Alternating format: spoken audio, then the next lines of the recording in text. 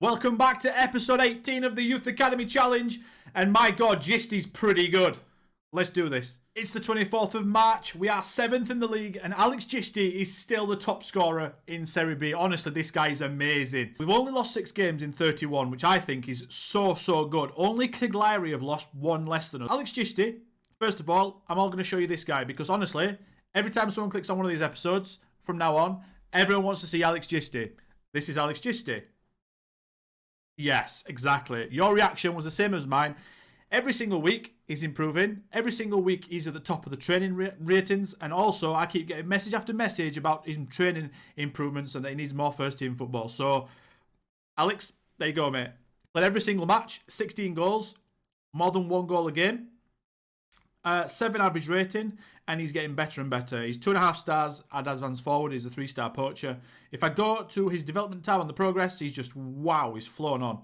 So, literally, he's just going up and up and up and up and up. By the time he's 17 and 18, he's probably going to be 4 stars. I'm probably going to be looking at maybe trying to keep him on a long contract next season.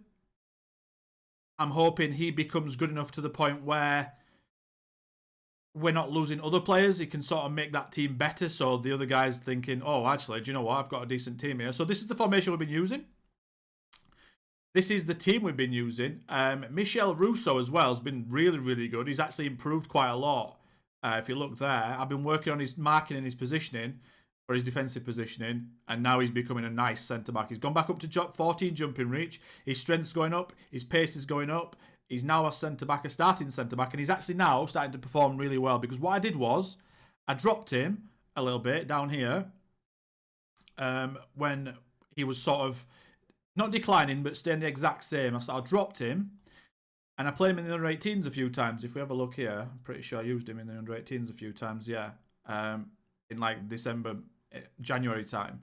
And he played a couple of games, and he started improving again. I took him out of the first team and put him on the bench for 4 or 5 games in January and December. And he started improving a little bit. We just lost against Medina, 3-1. We drew with Pescara 3-3. But we did go on a really nice run here of like 6 wins in 8 games, which really did really well for us. Palermo we drew against as well. Spal, who beat us last year on the dreaded home seeding in the last season's playoffs.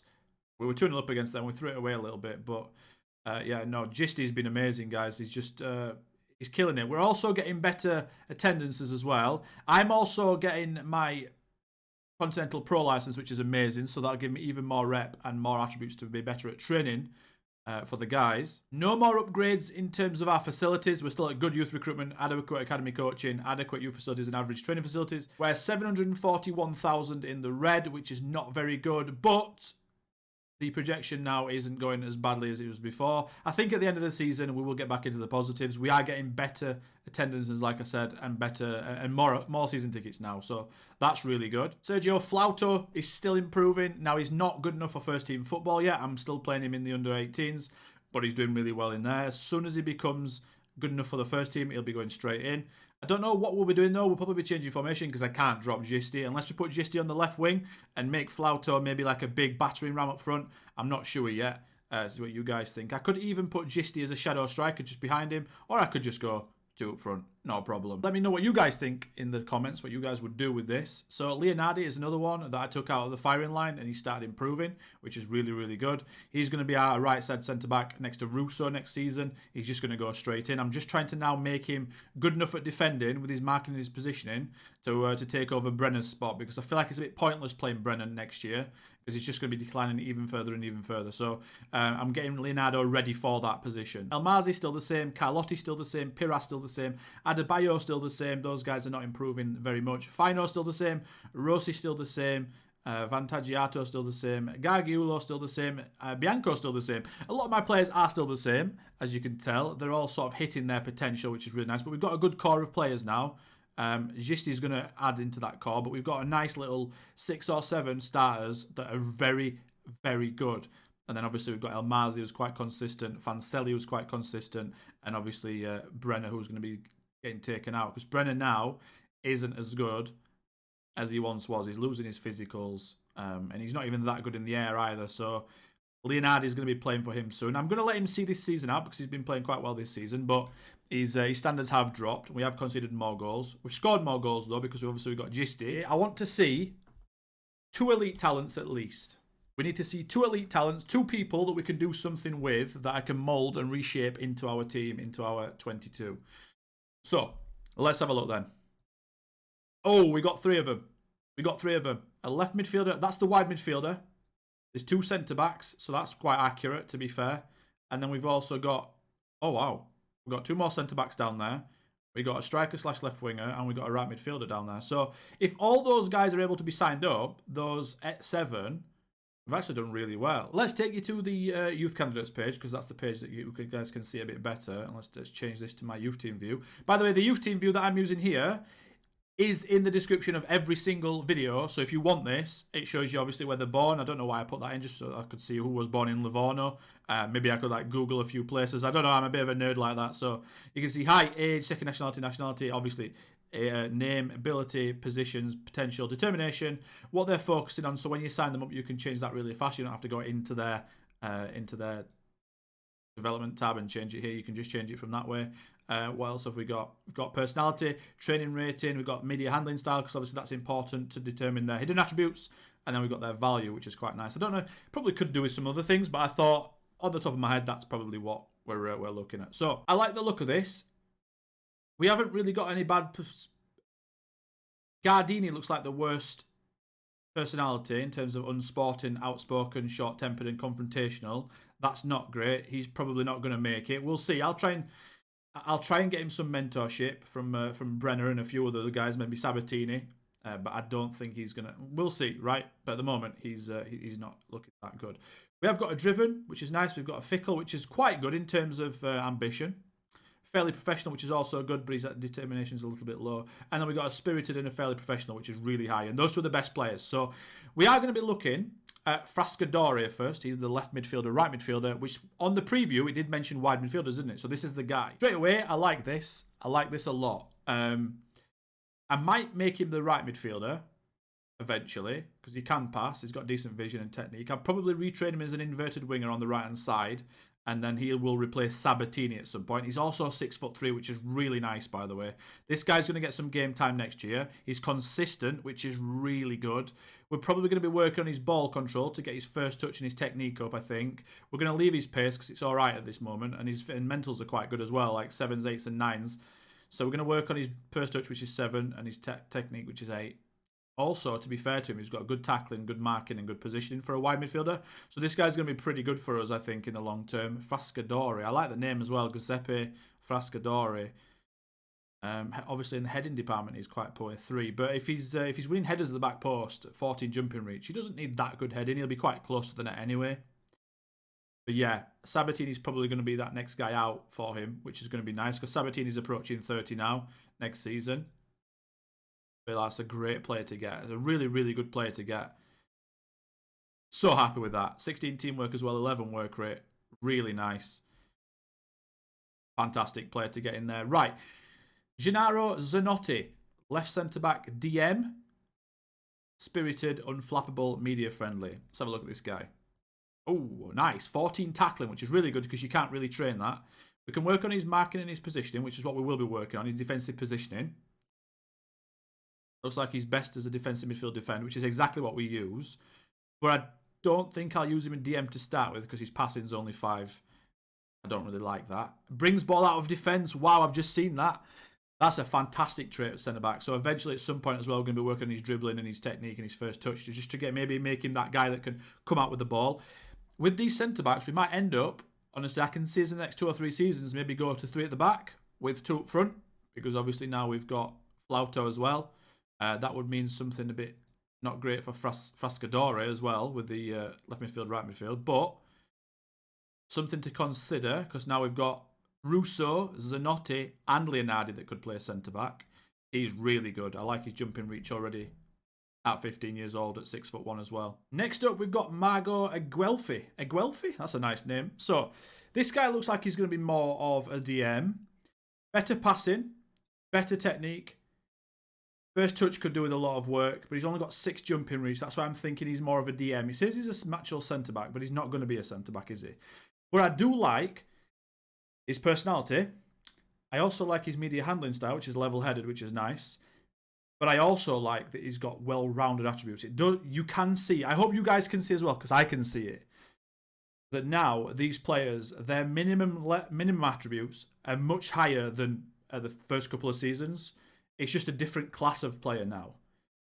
I can see it. Those increases have been very good to our facilities. The other one that I sort of had a look at before was Giacomo Gardini.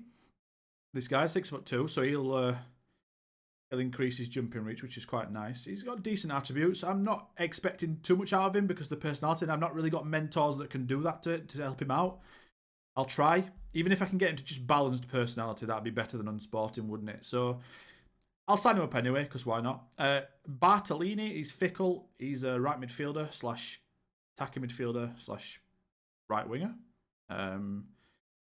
More of an attacking midfielder, I think. I mean, he's only got 3 vision, and on the right wing, he's only got 6 dribbling and 6 pace. It's a bit of a tough one, isn't it? Yeah, he's a bit of a tough one. I'll sign him up anyway. So he might surprise me. He might become a really good centre midfielder or something, maybe a DM. But I don't need his vision or his pace. We'll see. But I'll sign him up anyway. Antonio Hoxa, who's an Albanian left winger / striker who's driven. 18 determination. Oh, we might have another striker, guys. Potentially. 7 off the ball, which is not great. 11 technique's okay. 11 first touch is good. His pace is not too bad, and his physicals. His mentals need a lot of work. His strength is only 4, but he's 5'6", so that's fine. Can also play left wing if we ever go that direction. And then the last one I would say is Nicolo Ranieri, who's got low determination as his personality. Again, though, he's a centre-back. 6'4". Wow. So we are inundated with centre-backs and DMs, which is what I wanted. Could maybe have done with a right-back. We also got a wide midfielder. I'm really happy with these guys. Obviously, with him, I'll probably work on his marking and his positioning to just get that up a little bit. But I'm really happy with those guys. They're probably going to sign up those. I don't think any of them other guys will be worth it, will they? Toffanari, temperamental, no. And this guy's a right back. 5 tackling, 5 positioning, 3 dribbling. It's a shame because he's got a professional personality as well. That would have been quite nice. No, just not worth the wages, those guys. So we'll just sign those. I mean, signing 7 players up is really, really good because it's numbers, isn't it? Because even if this guy here, Ranieri, who looks like the worst one of the lot, even if he becomes 2.5 stars, right? That's 2.5, not 3 or 3.5 or 4. Even if he becomes 2.5, if you look at my team right now, a 2.5 star player is Fancelli, who starts for us, or Brenner, who starts, or Tajoni, who's our backup left back, or Carlotti, who sometimes starts. Do you see what I'm saying? 2.5 star players are very, very, very, very useful, even if it's 2, with some of these players that can get a game. So it's all about the numbers, and I think we've been really, really lucky with that. It says it's a golden generation, but it says led by the very gifted Aguelfi. So they're saying that Aguelfi is the best player. And that's the guy that's not quite... Maybe he could be right back, but then again, he's only got 4 dribbling. Maybe he could just be a right back and he could just be a full back on support rather than a wing back. Or maybe even an inverted full back and we play with like a 3 at the back situation. Decisions, guys. Let me know what you guys think of all of course, as well, because that's important. You guys give me fresh perspective, fresh, different ideas. Basically, you're all my assistant managers, which is quite cool. So I'll sign those guys up. Obviously, we're 7th. 8th is playoffs. I'm really hoping we do get that. Our schedule, I don't know what it's like. We've got 10th in the league and we've got 18th. We've got 2nd, 9th, 16th, 15th and 19th. So we should be getting playoffs. We should be getting the playoffs and we should be ending this season really strong against teams near the bottom half, in the bottom half and at the bottom. And corners in 12 days as well, so we've got a nice little rest. We did lose to Medina, but Medina are like 3rd. They're really good, really good. There's just a few teams in this league right now who are just a level above us. I would say it's probably the top 4. Probably the top 3 to be definite. Those top 3 teams, they're way better than everyone else, I think. I feel like they are. When we play, I mean, you can see by the goal difference, can't you? We've got a decent goal difference, so Parma, but they've got more points than everybody else, haven't they? I think the gap the gap between us might be filled in a couple of seasons by this guy here, who is literally just flying. Now he's 6 foot, so I definitely think his strength's going to go up. But the off the ball at 13, anticipation at 12, he's helping a lot, and with his pace, his agility, and his balance, he's very, very good inside the match engine. I can't even believe it. Like I feel myself clicking on his profile every single week, and he's got green arrows. It's crazy. So the next episode will be the playoffs, I'm hoping. If it's not, then obviously it'll be the next season's preview, and I'll run you through the trials and tribulations of Livorno in Serie B. But I do think now, after those upgrades and those last 2 intakes, we have sort of turned a corner, and I would say now we are a Serie B team. We don't have to worry about Serie C now, but I am wary. I am very wary that we don't go up too soon, because, I mean, saying that, we will go down. We won't get the sack because our rep is so low, but we should get a lot of money from it. So going up is probably actually really good. So we will just aim to go up and then see what happens, right? Because you never know. We might go up, and obviously Serie A football will allow my players to improve even more so, because obviously the higher standard of football that players play at, the better they could become. So it might literally get some of these guys to their full potential, and we might actually survive. Maybe. Probably not, but you never know. Stranger things have happened. We have beaten a few Serie A teams in this save in the Cup, so you never know. So that's going to be it for this episode, guys. I hope you liked it. I hope you enjoyed the intake. Hope you enjoyed the development of the players. Obviously, there's a few players that haven't really improved that much. So I didn't really show them. Gargiulo, etc. They've just stayed the same. So there's no really point boring you guys with that. If anyone wants to see any of the players or anything, just let me know in the comments. I will link a screenshot down there. I'll take a screenshot and I'll link it so you guys can click it and have a look if I've missed anything out. Leave some comments as well. That's amazing for me, and interaction is always good. Leave a like on the video. Leave a subscription on the channel. And until next time, as always, I'll catch you then. Goodbye.